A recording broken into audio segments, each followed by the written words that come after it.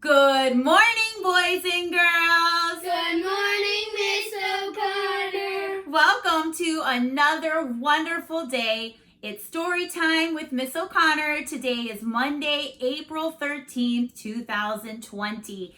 Are you ready to start a new week? Yes. Oh, that's good. Well, the story I'm going to be reading to you today is called Miss Nelson is Missing. And the story actually is written by Harry Allard, and it's illustrated by James Marshall. Now, this story happens to be I guess it could be a realistic fiction story because the story is make-believe, it's fiction, but this probably could really happen. I don't know, you'll have to listen and find out. So, Miss Nelson is missing.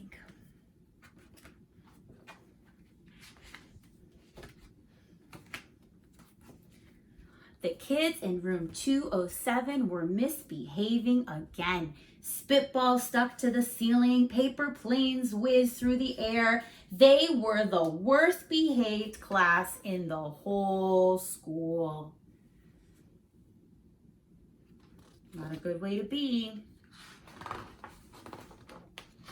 Now settle down, said Miss Nelson in a sweet voice. But the class would not settle down. They whispered and giggled. They squirmed and made faces. Wow, they are not being respectful at all to their teacher. They were even rude during story hour.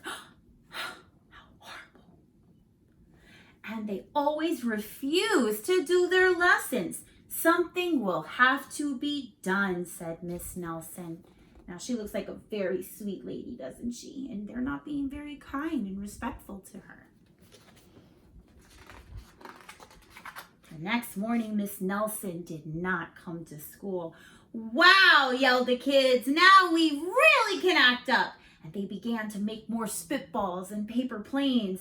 Today, let's just be terrible, they said. Not so fast, hissed an unpleasant voice.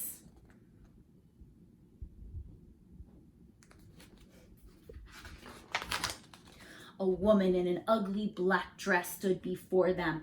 I am your new teacher, Miss Viola Swamp, and she rapped the desk with her ruler.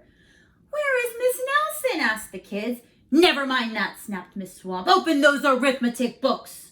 Miss Nelson's kids did as they were told. Now, she looks very different from Miss Nelson. She's wearing all black. She has a mean face. She has long black nails. She's even holding a piece of paper here that says work to be done. Math, poems, English, history, and geography. They could see that Miss Swamp was a real witch. She meant business. Right away, she put them to work and she loaded them down with homework. Wow, what a difference from Miss Nelson.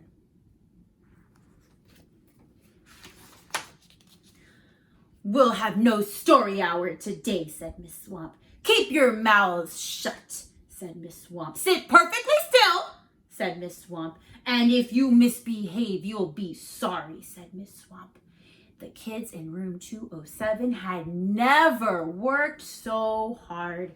Days went by and there was no sign of Miss Nelson. The kids missed Miss Nelson. Why do you think the kids missed Miss Nelson? Probably, you're right, probably because they wanted someone who was nice and kind and not this lady who's so mean and terrible to them. Maybe we should try to find her, they said. Some of them went to the police. Detective Mismog was assigned to the case and he listened to their story. He scratched his chin. He said. I think Miss Nelson is missing. Detective McSmog would not be much help. I wonder if your teacher was absent for a couple of days, if you would go to the police and try to find them. Other kids went to Miss Nelson's house. The shades were tightly drawn and no one answered the door. In fact, the only person they did see was the wicked Miss Viola Swamp coming up the street. If she sees us, she'll give us more homework. They got away just in time.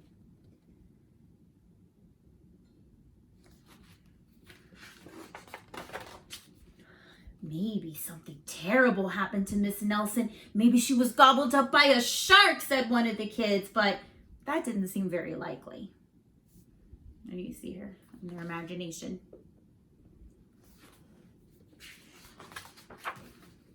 Maybe Miss Nelson went to Mars, said another kid, but that didn't seem likely either.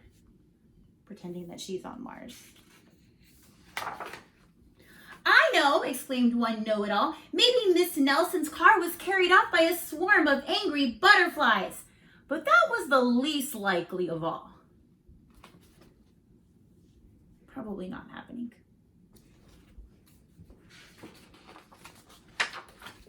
The kids in room 207 became very discouraged. It seemed that Miss Nelson was never coming back, and they would be stuck with Miss Viola Swamp forever. They heard footsteps in the hall. Here comes the witch, they whispered. Hello, children, someone said in a sweet voice. What do you think that is? It was Miss Nelson! Did you miss me, she asked. We certainly did, cried all the kids. Where were you? That's my little secret, said Miss Nelson. How about a story hour? Oh, yes, cried the kids. Miss Nelson noticed that during story hour, no one was rude or silly. What brought about this lovely change, she asked. That's our little secret, said the kids. I wonder why they're behaving so nicely now. Could it be because they've learned that they should appreciate their kind and sweet teacher? Back home, Miss Nelson took off her coat and hung it in the closet right next to an ugly black dress. When it was time for bed, she sang a little song. I'll never tell, she said to herself with a smile. Now, if you look inside of the closet, you can see a black dress, and there is a box that says wig. She'll never tell. P.S. Detective McSmog is still working on a new case. He is now looking for Miss Viola Swamp. So, who is Miss Nelson really? Miss Nelson is Miss Viola Swamp. That's what she needed to do to get her kids to be more respectful. Did it work? Yes. And that teaches a really good lesson to be nice and kind and appreciate what you have, because you never know what could happen if you don't appreciate something. So always appreciate and care about what you have in the moment, okay? Because it could be worse. Just like it is now. Right now we have no school. We're not having as much fun as we would seeing our friends at school and having recess on the playground. But we need to appreciate what we have now. We're at home, we're safe, we have technology, we have our family, and we have our brothers and sisters who can keep us company. I hope you have a wonderful day today.